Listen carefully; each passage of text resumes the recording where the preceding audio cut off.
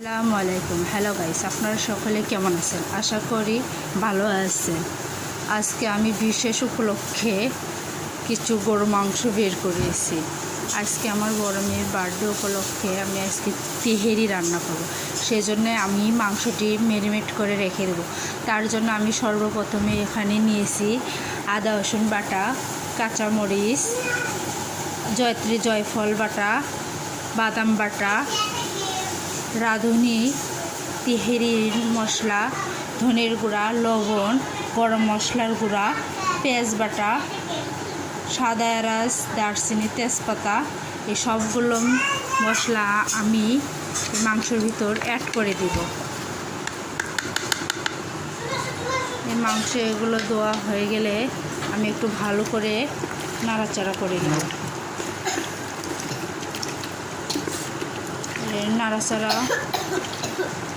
হয়ে গেলে এর ভিতর আমি আগে থেকে করে রাখা এই টক দইটিও এর ভিতর দিয়ে দিব।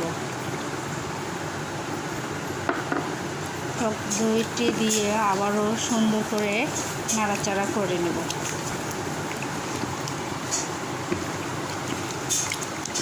আমি ওই তেলের বোতলটা মুখটা একটু খুলে দাও তো। ঠিক আছে, এর ভিতর আমি এখন সরিষার তেল দিয়ে ভালো আরও একটু দাও, ভালো করে মেখে রেখে দেবো। আর একটু দাও মা।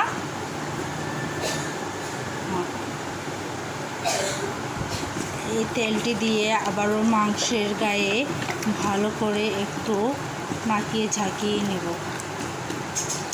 ভালো করে মাখানো হয়ে গেলে এটা আমি আধা ঘন্টায় রেস্টে রেখে দিব। এটা আমি নর্মাল ফ্রিজেও রেখে দিতে পারি, এমনি কি বাইরেও রেখে দিতে পারি।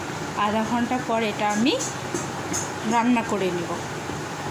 আর আমার এই প্রসেসিংটা ভালো লাগলে আপনারা দয়া করে চ্যানেলটিকে লাইক করবেন, কমেন্ট করবেন, আর নতুন নতুন ভিডিও পেতে আমার চ্যানেলটিকে দয়া করে সাবস্ক্রাইব করে দেবেন। আল্লাহ হাফেজ।